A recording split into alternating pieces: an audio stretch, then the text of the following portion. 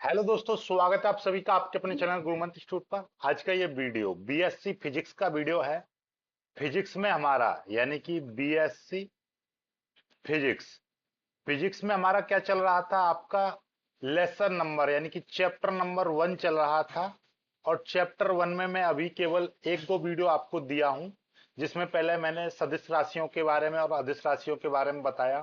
फिर आपका सदिशों के योग का त्रिभुज नियम मैंने कराया था। आज मैं आपको कराने वाला हूं सदिशों के योग का समांतर चतुर्भुज नियम। ठीक है, सदिशों के योग का समांतर चतुर्भुज नियम सेम उसी जैसा है, बस थोड़ा सा अंतर है। ये क्या है, पहले हिंदी में समझेंगे और मेरे पास इंग्लिश में भी डेफिनेशन है। हिंदी और इंग्लिश दोनों में मैं आपको डेफिनेशन दे दूंगा, पहले समझो। जैसे कि भाई हमारे पास में कोई भी दो सदिश हैं। एक सदिश मेरे पास ये है ए वेक्टर, और एक मेरे पास है ये बी वेक्टर। ध्यान से समझिएगा मैं क्या समझाना चाह रहा हूं। ठीक है, मेरे पास ये दो सदिश हैं, इसको थोड़ा सा बड़ा कर लेते हैं हम, ये देखिएगा। ओके, अब मेरे पास ये दो सदिश हो गए, एक पहला सदिश और एक दूसरा। और एक मेरे पास में क्या है, समांतर चतुर्भुज है इस तरीके का, जिसकी आमने सामने की भुजा कैसी है, समांतर है। ओके, ये मेरे पास में एक समांतर चतुर्भुज है, जिसका नाम मैं यहां पर दे दे रहा हूं पी क्यू आर और एस। अब ये समांतर चतुर्भुज नियम ये कहता है कि यदि दो सदिशों को परिमाण और दिशा में किसी समांतर चतुर्भुज की दो संलग्न भुजाएं, संलग्न का मतलब ये वाली भुजा ये, या ये या ये, या ये मतलब जो पॉइंट से जुड़ी हुई हैं, तो किन्हीं दो सदिशों को किसी समांतर चतुर्भुज की दो संलग्न भुजाओं से रिप्रेजेंट कर दें। यानी कि यहां पर एक एक सदिश को मैं इस भुजा से दिखा दूं और एक सदिश को मैं इस भुजा से दिखा दूं, तो इन दोनों सदिशों का जो परिणामी सदिश होगा इस चतुर्भुज के उस विकर्ण के बराबर होगा, उस विकर्ण द्वारा निरूपित किया जाएगा जो इनके कटान बिंदु से जाता है या जो संलग्न बिंदु से जाता है। तो ये इनका क्या हो जाएगा, परिणामी सदिश हो जाएगा। बात समझ में आई है कि दो सदिशों को परिमाण और दिशा में किसी समांतर चतुर्भुज की दो भुजाओं से रिप्रेजेंट कर दें। दो भुजाएं, जैसे कि एक भुजा ये हो गई और एक भुजा ये हो गई, दो भुजाओं से मैं रिप्रेजेंट कर दूं, तो इन दोनों सदिशों का जो परिणामी सदिश होगा वो इस समांतर चतुर्भुज के उस विकर्ण से दर्शाया जाएगा जो इनके कटान बिंदु से होकर जाता है, जो संलग्न बिंदु से जाता है या संलग्न भुजाओं से होकर जाता है। तो ये वाला, क्योंकि एक जब त्रिभुज चतुर्भुज होता है उसमें दो विकर्ण होते हैं। जैसे मैं नाम दे दूं ए बी सी और डी, तो इसमें एक विकर्ण ये होगा और एक विकर्ण ये होगा। तो उस वजह से यानी कि यदि मैं यहां पर आपका दे रहा हूं इसको ए वेक्टर और इसको मैं बी वेक्टर नाम दे रहा हूं, तो ये वाला जो विकर्ण होगा ना, ये आपका परिणामी सदिश को दर्शाएगा। बात समझ में आ गई, अच्छे से क्लियर हो गई बात। ठीक है, तो यही परिभाषा यहां पर लिखी हुई है, देखिएगा क्या लिखी हुई है। इस नियम के अनुसार, यहां पर डैश लगाएंगे, यदि दो सदिशों को परिमाण और दिशा में किसी समांतर चतुर्भुज की दो संलग्न भुजाओं द्वारा निरूपित किया जाए, तो इन सदिशों का परिणामी सदिश परिमाण और दिशा में समांतर चतुर्भुज के उस विकर्ण द्वारा निरूपित होगा जो संलग्न भुजाओं से जाता है। यही सदिशों के योग का समांतर चतुर्भुज नियम कहलाता है। यानी कि दो सदिशों को परिमाण और दिशा में दो संलग्न भुजाओं से यानी चतुर्भुज की दो संलग्न भुजाओं से रिप्रेजेंट करें, तो इन सदिशों का परिणामी सदिश उस विकर्ण से दर्शाया जाएगा जो इनके संलग्न पॉइंट से जाता है या संलग्न भुजाओं से जाता है। ठीक है ना, बात खत्म। क्लियर होगी बात। इसी को आप देखिएगा, इसी चीज को आप इंग्लिश में भी समझ सकते हैं। क्या लिखा है इंग्लिश में, देखिएगा कि if two vectors A and B are represented both in magnitude and direction, यदि दो सदिश A वेक्टर और B vector are represented both in magnitude and direction, यानी कि परिमाण और दिशा दोनों में रिप्रेजेंट किए जाते हैं by the adjacent adjacent side of parallelogram. Draw a point resultant of these vector is represent by the diagonal of the parallelogram passing through the point. ठीक है, पासिंग थ्रू दैट पॉइंट, यानी कि देखिएगा इसको हिंदी में हम रूपांतरण करें इसका, यदि दो सदिशों ए वेक्टर और बी वेक्टर को परिमाण और दिशा में इस तरह से रिप्रेजेंट करें, यानी कि the AdSense side of parallelogram, मतलब क्या है? एडसेंट का मतलब यहां पर हम दिखाएंगे, इसका मतलब संलग्न, संलग्न साइड्स यानी भुजा, संलग्न भुजाओं या भुजाएं, और पैरेललोग्राम यानी कि समांतर चतुर्भुज। ये क्या है आपका? समांतर चतुर्भुज। समांतर चतुर्भुज की पर एडजेंट साइड यानी कि संलग्न भुजाओं से मैग्नीट्यूड और डायरेक्शन में रिप्रेजेंट करें, यदि ए वेक्टर और बी वेक्टर को समांतर चतुर्भुज की दो संलग्न भुजाओं से रिप्रेजेंट करें मैग्नीट्यूड और डायरेक्शन में, ठीक है, ड्रॉ करें, देन यहां पे लिख देंगे draw a point, then the resultant of these vector, then the resultant of these vector is represented by the diagonal of the parallelogram। तो इसका रिजल्टेंट ऑफ दीज वेक्टर यानी इन सदिशों का परिणामी सदिश इज रिप्रेजेंटेड बाय द, दर्शाया जाएगा diagonal of the parallelogram, इस समांतर चतुर्भुज के डायगोनल का मतलब विकर्ण के द्वारा दर्शाया जाएगा, passing through the that point, यानी जो इन बिंदुओं के इन बिंदुओं से होकर जाता है, यानी कि इस बिंदु से होकर जाता है। This is called parallelogram law of vector addition. ठीक है, समझ में आ गई बात? चलिएगा, इसको यहां पर नहीं लिखेंगे, हम आगे हमारा करेंगे तो उससे समझ में आएगा। ये आपका इंग्लिश में हो गया। अब हम इसका डेरिवेशन करते हैं। यहां पर क्या करेंगे?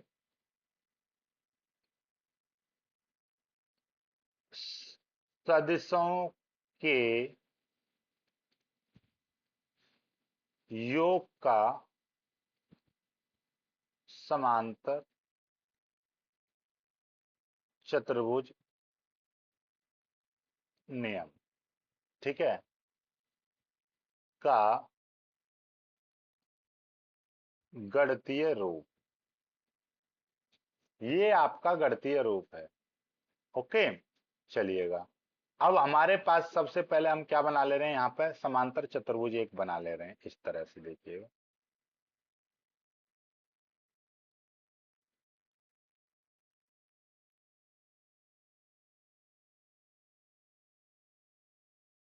या अभी थोड़ा सा इसको थोड़ा सा ज्यादा कर्म में ले लो,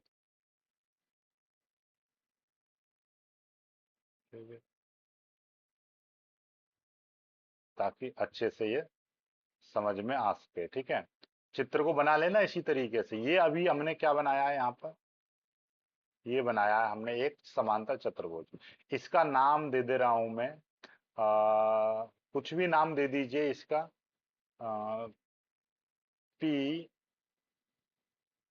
क्यू आर एस नाम दे दिया। ओके, अब मैंने क्या किया? हमारे पास दो वेक्टर थे, मैं लिख दे रहा हूं यहां पर, माना, यहाँ पे हिंदी भी लिखेंगे थोड़ी सी, माना यदि दो सदिशों ए वेक्टर व बी वेक्टर को परिमाण व दिशा में, परिमाण व दिशा में दो सदिशों, सॉरी, परिमाण और दिशा में समांतर चतुर्भुज की, परिमाण और दिशा में समांतर चतुर्भुज की दो संलग्न भुजाएं, संलग्न भुजाओं एस पी व एस आर द्वारा निरूपित करें, तब देखिएगा हमारे पास दो वेक्टर हैं, एक वेक्टर ए वेक्टर है जिसको मैं एस पी भुजा से, यानी कि ये रही एस पी भुजा, इस तरह से इस वाली भुजा से मैंने ए वेक्टर को रिप्रेजेंट किया है, और एस आर से मैं इस बी वेक्टर को एस आर भुजा से रिप्रेजेंट कर रहा हूं। इसको मैं बी वेक्टर को इससे भुजा से रिप्रेजेंट कर रहा हूं। तब इनका जो परिणामी सदिश जो होगा, तब इनका जो परिणामी सदिश है, तब इनका परिणामी सदिश विकर्ण एस क्यू से निरूपित होगा, निरूपित होगा। तो ये वाला जो विकर्ण है,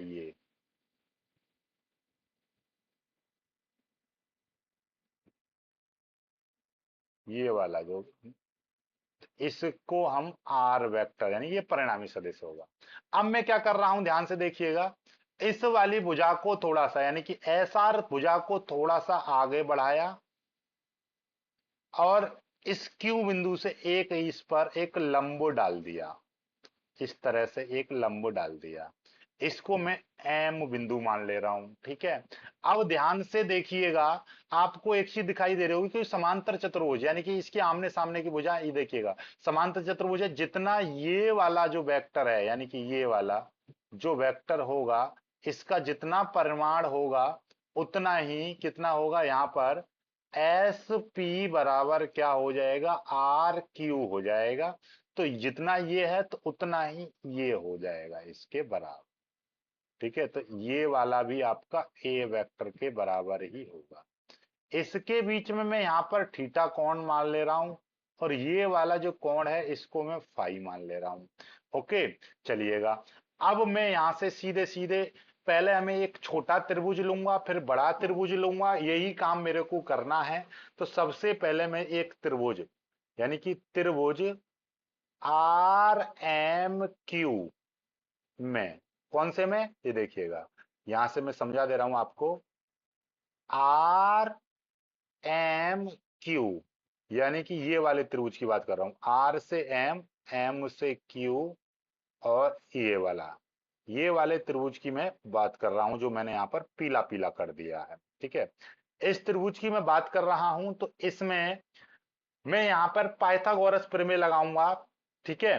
पाइथागोरस प्रमेय पहले बाद में लगाऊं, पहले यहां पर मैं सीधे सीधे कर दे रहा हूं, साइन थीटा इसमें निकाल ले रहा हूं। साइन थीटा, साइन थीटा बराबर क्या होता है, देखिए आप जानते होंगे, नहीं जानते तो सीख लो, लाल बट्टे कक्का, तो लंब बट्टे कर्ण, साइन थीटा बराबर क्या होता है आपका, लंब बट्टे कर्ण होता है। तो साइन थीटा बराबर, लंब क्या है, लंब, लंब है आपका इसमें एम क्यू, लंब हो जाएगा एम क्यू, और कर्ण क्या हो जाएगा, आर क्यू, कर्ण हो जाएगा आर क्यू। अब आपको पता है साइन थीटा, साइन थीटा बराबर एम क्यू की हम यहां से वैल्यू निकालेंगे, और ये वाली वैल्यू आर से क्यू। आप देखिएगा यहां पर ये चित्र से दो तीन बातें आपको पता है, क्या है कि भैया आर क्यू का जो मान है वो कितना, ए वेक्टर है, लेकिन इसके जो हम परिमाण की बात करेंगे तो वो हम इस तरह से लिखेंगे परिमाण, तो इसको मैं ए बोल दूंगा। ऐसे ही एस आर की यदि बात करूंगा तो वो बी वेक्टर है, यानी बी वेक्टर का परिमाण हो जाएगा, उसको मैं बी बोलूंगा। ए से यानी एस से आर तक का जो वेक्टर तो बी वेक्टर है, लेकिन यहां से यहां तक का जो परिमाण है वो केवल बी माना जाएगा, ठीक है। चलिएगा, तो ये हो जाएगा, यहां पर क्या आ जाएगा, ए आ जाएगा। ऐसे ही यदि मैं यहां से एम क्यू की बात करूं तो क्या हो जाएगा, ए साइन थीटा हो जाएगा। इस चीज को याद रखिएगा, ए साइन थीटा हो गया। ऐसे ही मैं यहां पर दूसरा फिर कॉस थीटा लगाऊंगा, तो कॉस थीटा बराबर क्या है, आधार बट्टे कर्ण, कॉस थीटा बराबर आधार बट्टे कर्ण, ठीक है। इसको आप अलग तरीके से मान लीजिए, बोलिए कौन सी त्रिभुज की बात कर रहा हूं, इसी त्रिभुज की बात कर रहा हूं अभी भी मैं, इसी आर एम क्यू में इसी त्रिभुज की बात चल रही है। तो कॉस थीटा बराबर आधार बट्टे कर्ण, तो कॉस थीटा बराबर आधार कितना है, इसमें देखिए आधार है आर एम, आर एम आधार है आर एम, और बट्टे कर्ण कितना है, कर्ण वही आर क्यू, आर क्यू है। ओके, तो यहां से आपको पता चलेगा कॉस थीटा बराबर आर एम बट्टे आर क्यू, आर क्यू की वैल्यू कितनी है, वो ए है, ए लिख देंगे, ए इधर चला जाएगा तो आर एम बराबर ए कॉस थीटा, ये आपका आर एम की वैल्यू निकल आई। तो यहां से दो वैल्यू आपकी निकल आई, एक एम क्यू की और एक आर एम की। इनकी बहुत ज्यादा जरूरत पड़ेगी, इसलिए मैं इसको बार बार आपको हाईलाइट करके दिखा रहा हूं। चलिएगा, ये हो गया। अब यहां से देखिएगा, इस चीज को याद रखिएगा। अब मैं आपको क्या बताने जा रहा हूं, ध्यान से समझिए, इसको मिटा दे रहा हूं, इस चित्र को याद रखिएगा। यहां से अब मैं यहां पर एक कौन से त्रिभुज में, त्रिभुज एस एम क्यू में पाइथागोरस प्रमेय लगाऊंगा। कौन सी त्रिभुज की बात कर रहा हूं मैं अब, एस एम ये है और क्यू ये है, यानी कि मैं बात कर रहा हूं एस एम क्यू, इस वाली त्रिभुज में। तो यहां पर आपका क्या हो जाएगा, कर्ण, कर्ण का स्क्वायर बराबर आधार का स्क्वायर प्लस लंब का स्क्वायर। कर्ण यहां पे क्या है, एस क्यू है, एस क्यू का स्क्वायर बराबर आधार कितना है, एस एम, ध्यान से समझिएगा, आधार है यहां पर एस एम, और एस एम दो भुजाओं से मिलकर बना है, एक यहां से एस से आर और आर से एम। तो आधार क्या हो जाएगा, S R plus R M, R M का स्क्वायर, फिर प्लस लंब कितना है, लंब है एम क्यू, एम क्यू का स्क्वायर। मैंने एक लाइन यहां पर शॉर्ट कर दी है। बात समझ में आ रही है, नहीं समझ में आ रही है तो यहां पे देखिएगा, इस तरीके से आपको दिखाई दे रहा होगा। ये देखिए, मैं यहां पर एक चीज समझाना चाह रहा हूं आपका, कि भैया कर्ण क्या है, एस क्यू का स्क्वायर बराबर आधार क्या है, आधार यानी कि यहां से एस से लेकर यहां से यहां तक है आधार, जो कि एस से आर प्लस आर से एम, दो भुजाओं से मिलकर बना है।